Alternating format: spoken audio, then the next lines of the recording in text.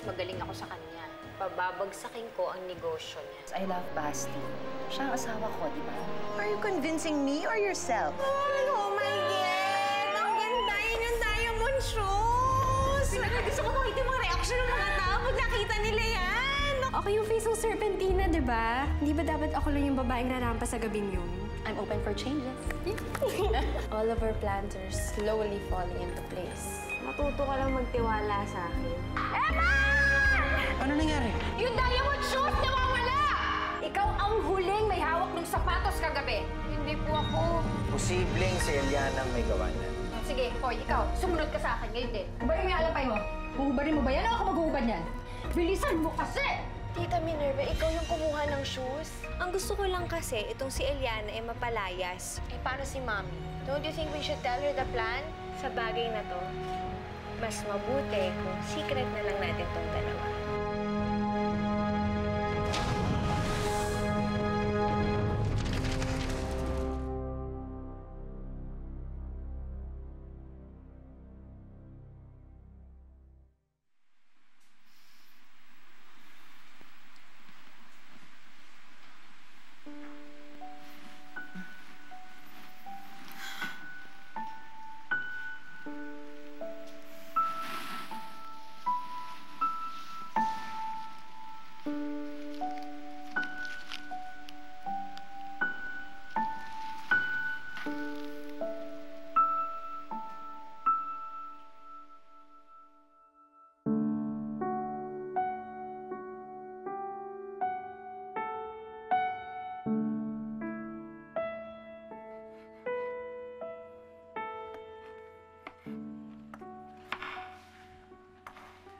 Sabel, Eman, alam ko gutom ka na. Sandali na lang to, ha? hayaan mo na yan.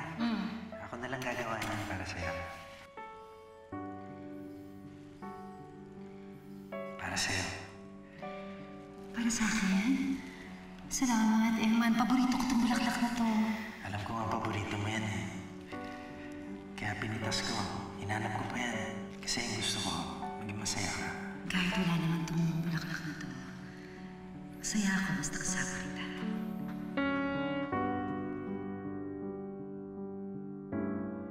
Isabel? Hindi mo ba nagusto yung regalo ko sa'yo? Ay, hindi. Itatabi ko lang dito. Ganun ba? Oo. Dinala kita ng breakfast in bed. Kasi hindi natuloy yung dinner natin, kaya pwede naman tayo mag-date dito sa bahay, di ba? Wow. Thank you. Alika. Sige. Pagsaluhan natin to.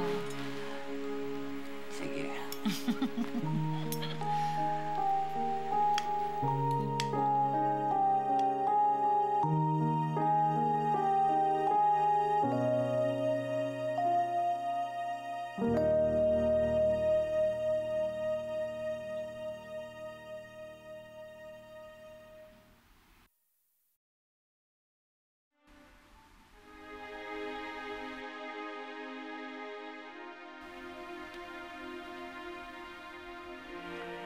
Basing on this CCTV feed, we can only conclude one thing. Babae po ang kumuha ng sapatos niyo, Mrs. Poblete. At aware siya na may camera sa loob ng kwarto. Hindi po kaya possible inside job ang nangyaring to? Isa lang naman ang alam ko nagsusuot ng alampay eh, yung Eliana na yan. Hindi kaya siya talaga nagnakaw ng sapatos? Hinalugog na natin yung kwarto eh. Wala naman tayong nakitang sapatos. Meron po ba kayong ibang tao na po pwede niyo pagsuspetsahan? Si Tetay. Tagal lang nagtatrabaho sa atin ni Tetay. Parang imposible naman mangyari yun. Kung hindi po katulong, maaari din pong ibang kamag-anak. Ano sinasabi mo? Magnanakaw yung kapatid ko. Hindi magnanakaw ang kapatid ko, no? Ma'am, at this point of time, lahat po ng tao na nakatira sa bahay na ito ay possible suspect. Pero huwag po kayo mag-alala at i-double check namin ang lahat ng CCTV ng buong village para malaman natin kung may iba pang tao na nakapasok o nakalabas ng bahay niyo. Alam mo ang gawin mo? Gawin mo lahat na makakaya mo para mahanap mo yung hayop na magnanakaw na yon. Kung kailangan ko magbigay ng reward para sa tao magsusumbong sa akin, kung sino yung suspect na yan, gagawin ko. Naintindihan mo? We will do our best to find the culprit, ma'am. Mauna lang po kami. Salamat po.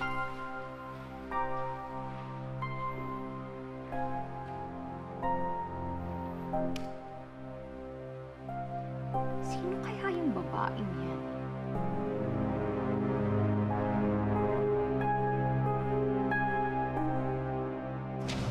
I-cancel na lang kaya natin yung lunch.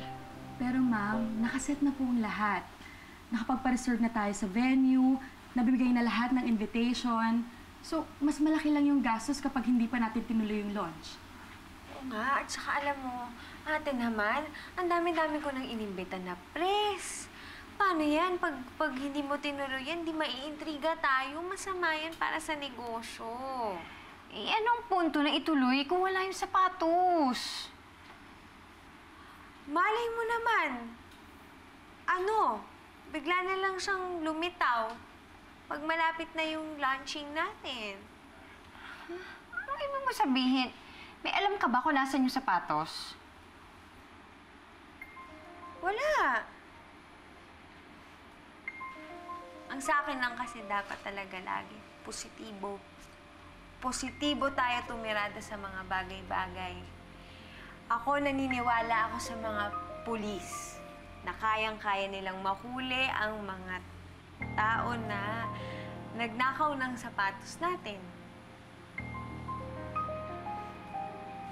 Nora, alam mo, mas malaki ang gagastusin natin kapag hindi mo tinuloy ang launch. Total, makakabawi naman tayo pag nagbukas na ang Serpentina. I agree with Dad. At kung gusto mo, I can help you with the other details of the event. Para naman mabawasan yung pinoproblema mo. So, I believe everything is all set. Let's just prepare ourselves for the big event. All right? Okay.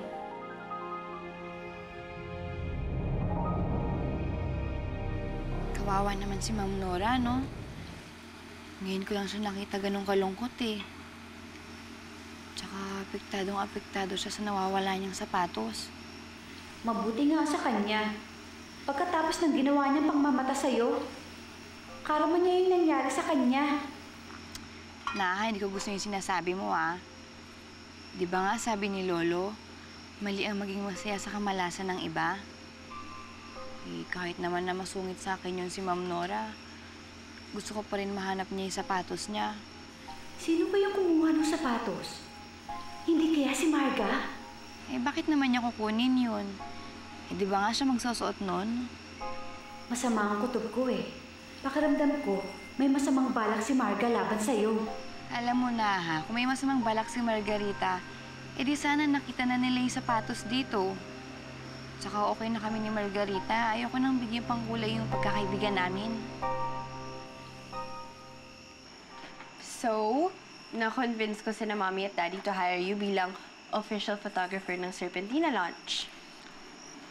I don't know, Marga. I don't know kung papayag ako. Maybe because what happened between us. Julian, I mean, just because we broke up doesn't mean we can't remain friends, right? I mean, if you won't do it for me, just do it for my parents. Matagal naman din kaming kliyente ng studio niyo, di ba? Sige. I'll think about it. Okay, thanks, babe. Julian. Thanks, Julian. Hindi pa ako pumapayag, okay? Yeah, I know. Sabi ko lang, I'll think about it. Okay, and I'm fine with that. It's fine with me. Okay. So, I'll go ahead. Hi. Ano po? Sige, I'll go ahead. Okay, ingat. Check this out. Ano, mukhang maganda naman yung proposal ni Marga. Ba't tayo matanggapin? Kakaganda yung sa portfolio mo yun kung may Serpentina. Hindi ko lang alam kung dapat ba ako makipagtansak with Marga after what happened between us. Hanggang ngayon, finifigure out ko pa rin kung dapat bang magbalikan kami ni Marga ulit. And I can't do that if I always see Marga. Pero in fairness kay Marga, bait nga ngayon.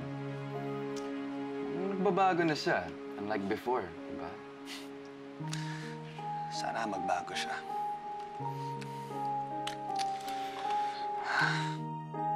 Angie, kailan ka ba dadaan sa shop? Alam mo, lumabas na yung mga bagong designs namin. Di ba? Your birthday's coming up. You should treat yourself. Isabel, nakabili na kasi ako eh. Sa Serpentina, hindi naman kasi ako makatanggi sa mga pobletes. Meron nga silang big event para ma-launch yung mga bago nilang designs. Alam ko naman, naiintindihan mo, di ba? I'm on a budget. Next time, bibili ako sa'yo. Oo naman, Mare. Alam ko naman yun. Ayan.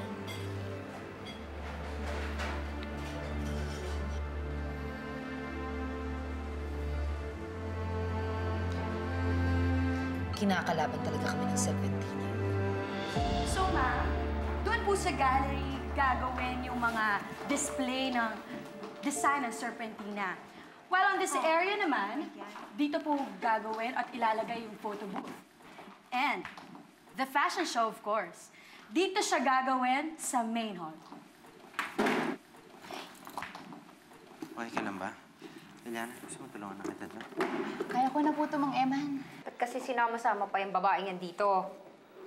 Ma, she is now my PA. Personal assistant ko na yan. Siyempre, di ba, kailanganin ko siya dahil magiging busy na ako sa pagiging Serpentina girl. Sige, hayain na yan. As you was saying... Yeah. So, dito na po tayo, ma'am. Let's go. Ano po kayo, Mang Eman? Ako bahala dito.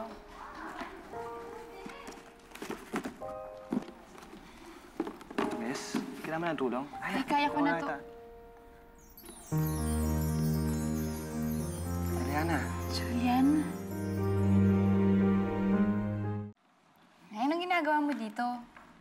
Ako kasi yung mag-o-ocular ng place. Ako yung magiging photographer for the event. Ay na, tulungan na ito. Ang dami Sige, yan. kaya ko na to. Kaya mo talaga. Julian! Julian, you made it! Hey. Ay, sorry, parang may pinag-uusapan yata kayo. Sige, doon na lang muna ako sa loob, Hindi.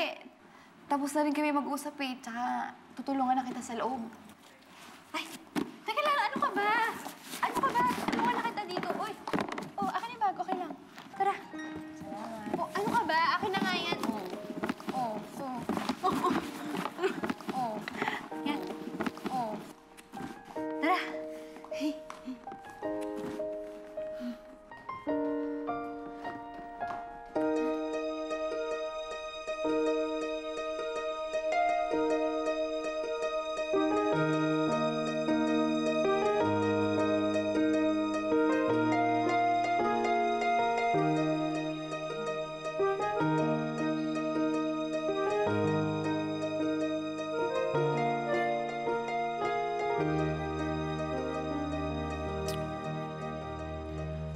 Kung ako yung may-ari ng Serpentina, ikaw yung kukunin kong model.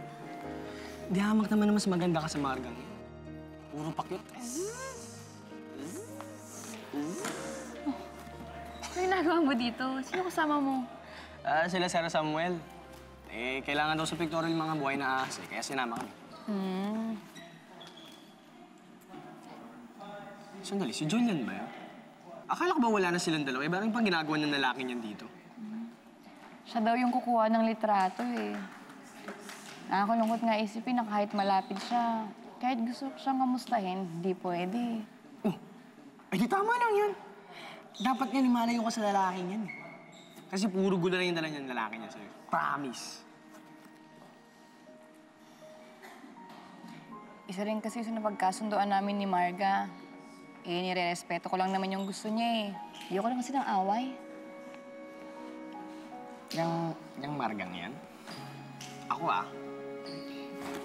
duda ako sa pagiging malapit niyan sa'yo. Natatakot nga ako na lahat lang to palabas niya eh. Tapos gagawa na naman siya ng masama sa'yo.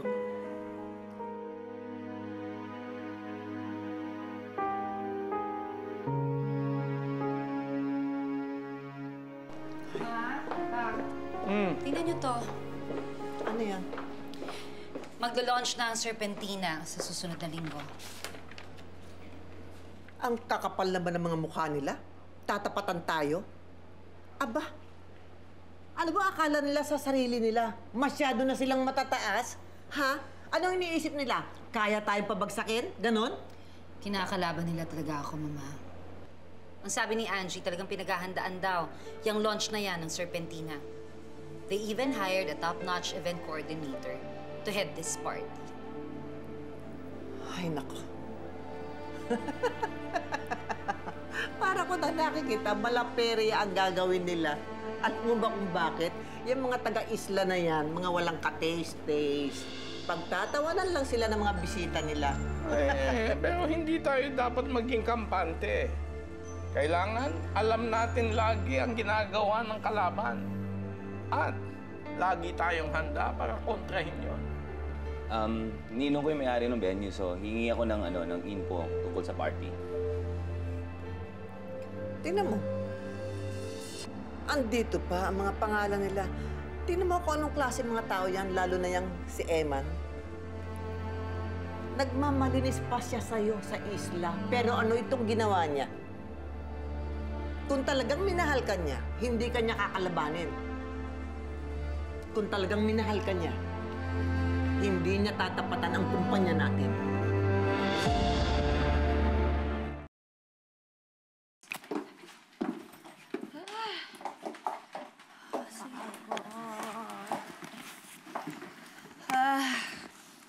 Salamat, Eliana. Sige. Ay. Pwede mo na kaming iwan. Salamat po.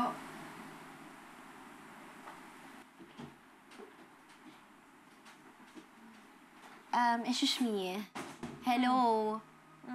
Kailan mo bang planong gawin yung mahiwagang plano mo? Relax ka lang, di ba? Ito na yung huling gabi ni Eliana sa mansyon. Kaya bukas, sigurado ko na wala na yung babae na yan. Ganito kasi yan humahanap lang talaga ako ng tamang pagkakataon para mabuko ko siya. Tapos pagkatapos nun, edi, bye. Eliana?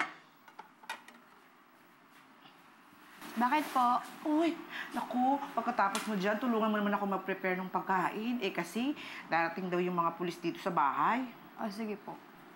Nakita na kaya nila yung sapatos? Pakiramdam ko, hindi pa kasi nung umakit ako sa taas mainit pa rin yung ulo ni Ma'am Nora. Nasaan na kaya yung sapatos? Ha? Malay ko.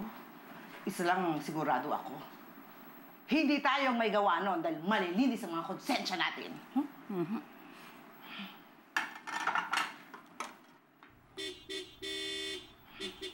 Ay, naku! Ayun na yata yung basura. Ay, Ate Tetay! Oh, mas maganda po kung ikaw na lang po bahala sa pagkain. Ako na po bahala sa basura. Sige. Ay, Eliana! Nga pala, pakisuyo na rin umakit ka sa taas sa may kwarto. Meron pang isang black bag doon na basurahan. Okay, sige po. Sabay mo nang tapo na. Sige po. Sige, thank you. Balikan ko na lang po to, Oo, sige.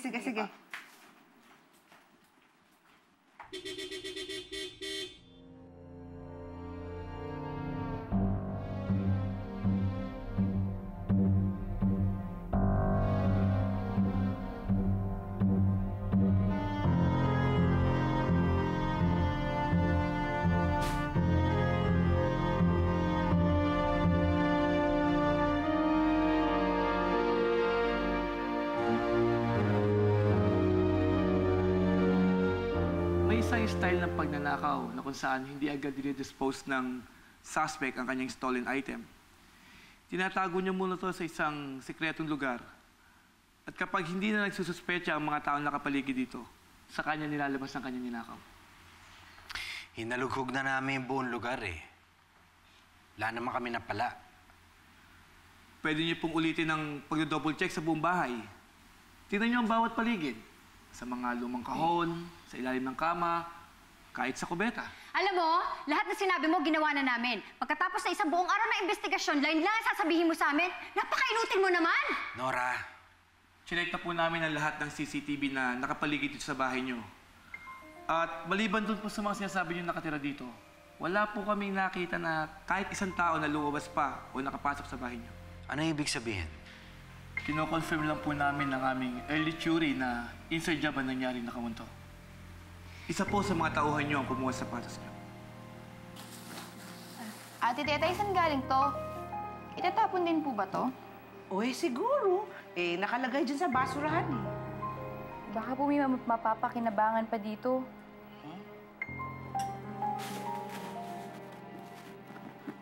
Ay, naku, huwag mo nang buksan yan. Baka mamaya may makakita sa'yo.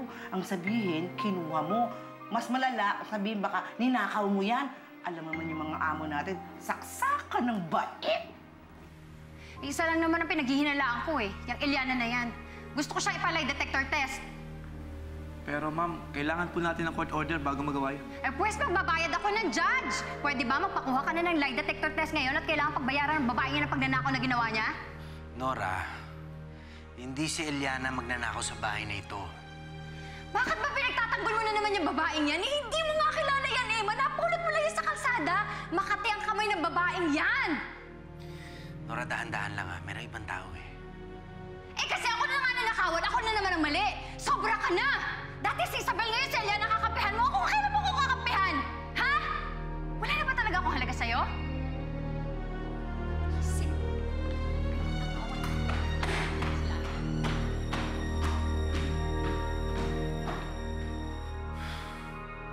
Sayang, ang ganda pa naman ng kahon, no? Hayaan mo na. Sige, tatapon ko na po ito sa labas. O siya, bilisan mo baka umalis na yung mga basurero. Babalikan ko na lang po yung iba, ha? O, sige, mag-ingat ka.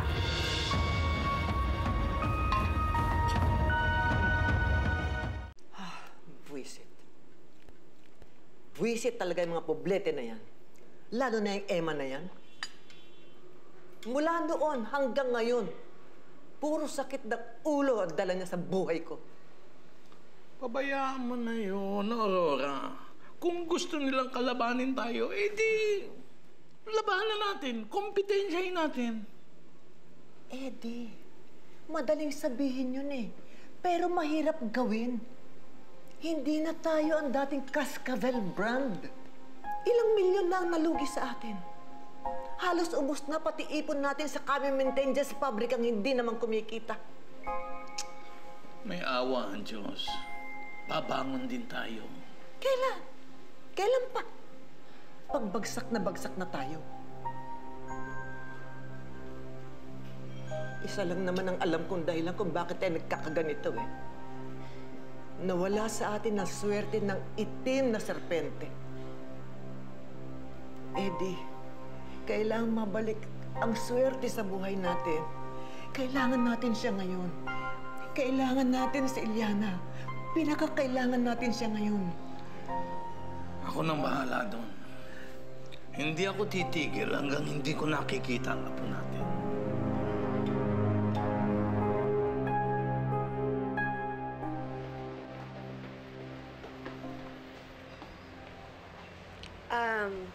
Dad, okay ka lang ba? Nagtatalo na naman kami ng mama mo eh. Naiinis siya tuwing pinagtatanggol ko si Eliana. Dad, you can't blame her. Ang mahal-mahal kaya nung nawala sa kanya. Oo nga naman, Kuya Eman. Apektado naman ako sa nangyari. Hindi ko lang gusto. May nabibintang siya ng ibang tao na wala namang ebidensya. Tandaan mo, tuwing nagtuturo ka, 3 daliri mo yung nakaturo pabalik sa'yo.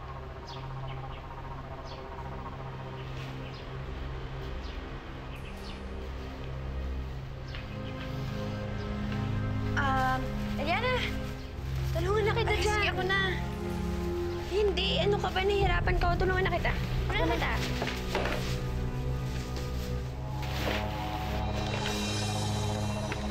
Teka, ano yan? Oh, ano to? Yung diamond shoes?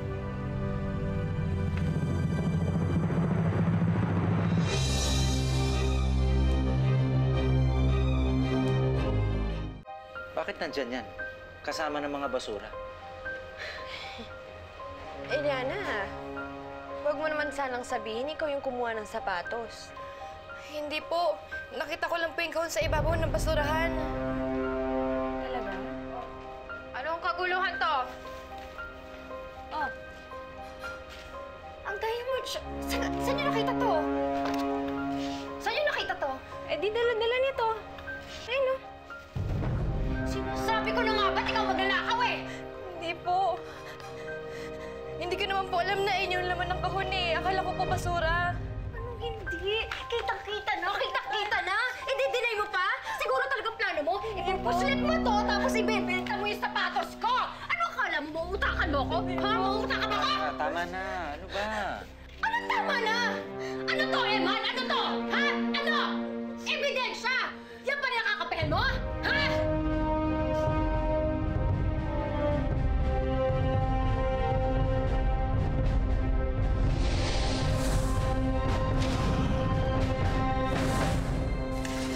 May malaking pasabog ang mga poblete.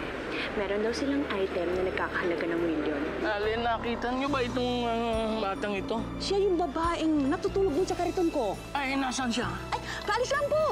Lolo, it's a masquerade party. No one will recognize you there. And what's stopping you? Baka magkita kayo ulit ni Eman? Eh, kay Isabel, handa ka na ba sa magiging reaction niya? Formal na pakikipaglaban niyo sa negosyo nito. Para sa akin, trabaho lang naman to. Personalan na to. Pilip talaga ako sa ating dalawa kasi napaniwala talaga natin sina Daddy na si Eliana talaga kumuha ng sapato. Kayong kumuha ng sapatos. Nakita mo ba si Eman? Ay, naku ma'am, kanina ko pa rin po siya hinahanap pero hindi ko pa po siya nakikita. Eliana? Isabel, alam ko ikaw yan. Kahit nakamaskara ka, kausapin mo ko. Hindi ako nagkamali. Ikaw nga yan.